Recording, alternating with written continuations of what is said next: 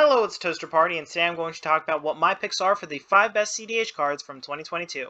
Let's start things off with an honorable mention with Professional Facebreaker. For 2 generic and red, you get a Human Warrior with Menace that says, whenever 1 or more creatures you control deal combat damage to a player, create a treasure token. You can also sacrifice a treasure to exile the top card of your library, and you may play that card this turn. So, basically it's another Grim Hireling / Malcolm type effect, where you hit opponents, you get treasures. This one comes with the upside of also being able to trade your treasures for cards in a pinch. It's just nice to have another one of these effects in a different color. So if you're in Rakdos, you now have 2 of these. And if you're in Grixis and you're playing Malcolm as your commander, you have all 3. But let's move to the actual list with number 5, Ledger Shredder. For 1 generic and a blue, you get a Bird Advisor with Flying that says whenever a player casts their second spell each turn, Ledger Shredder connives. That being draw a card, discard a card, and if that discarded card was a non-land card, you put a 1/1 counter on this creature. So basically what this card is that it's a smaller version of Teferi, Master of Time. That being, it's a very good card selection piece because it triggers for each player during each turn. So the connive happens whether it's you casting 2 spells during your turn, during your opponent's turn, or if it's you or your opponent that's doing it. You're going to be cycling through your deck at a pretty quick rate, and it's going to help set up your graveyard for Reanimator or Breach lines. And it comes down really quickly because it's a 2-mana spell. So let's continue on now to number 4, Displacer Kitten. For 3 generic and a blue, you get a Cat Beast that says whenever you cast a non-creature spell, exile up to 1 target non-land permanent you control, then return it to the battlefield under its owner's control. So, initially when I saw this card, I didn't think much of it because a lot of the lines I ended up seeing with it were as the main piece in some sort of infinite blink combo, and only as the main piece in an infinite blink combo. When it's being used as only that kind of combo piece, it's honestly not good enough for CEDH. But what really turned me around to this card was when I saw it being used as a pseudo-Burgy type effect, where instead of it just being used to blink a specific permanent an infinite number of times, you're using it as a combo extender to add additional mana to your mana pool whenever you're already casting spells that you would want to be using in some other type of combo line. Whether that be during a Ad Naus line or a weird Breach line, it's just much better when you're using it in a Storm type deck as opposed to just trying to combo off with Displacer Kitten in a specific permanent.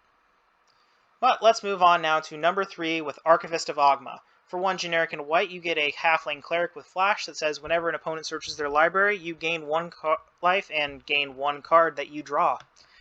So this card is very powerful because people in CEDH search more than pretty much any other format. Whether that being tutors or fetch lands, you're probably going to get several life and several cards off of this Halfling Cleric. Let's move now to number 2 with Jenson Carthalion Druid Exile. This is probably one of the cards that I underrated the most when looking it over.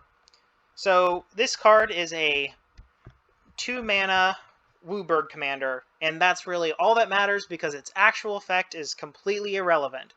What really matters is that it has green in it.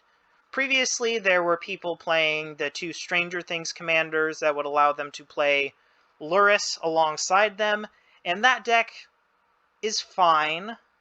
It's not the greatest deck, and the reasoning for playing Lurrus doesn't really justify playing 2 worse commanders. Jenson Carthalion, on the other hand, does have a justifiable reason to play a nonsense commander to get Lurrus.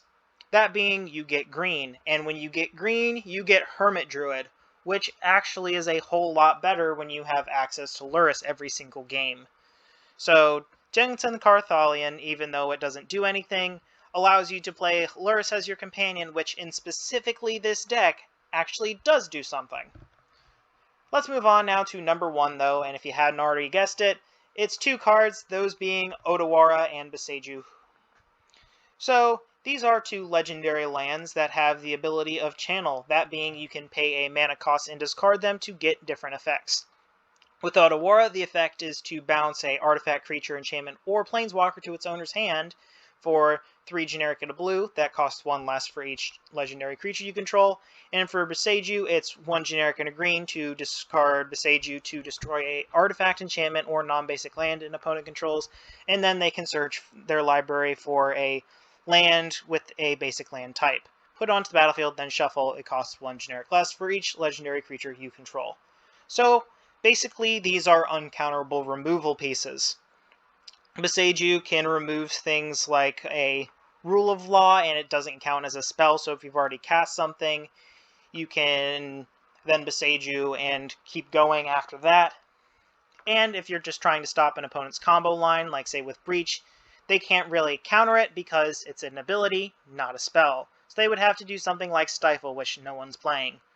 With Otawara, it doesn't destroy and it costs a little bit more, but it also has utility within your own combos because you can use Otawara to double up a Dockside, and because you're pretty much always going to have a legendary creature in play because this is Commander, it's only 3 mana, and the floor of these cards are their lands, so worst comes to worst, they're still playable that way.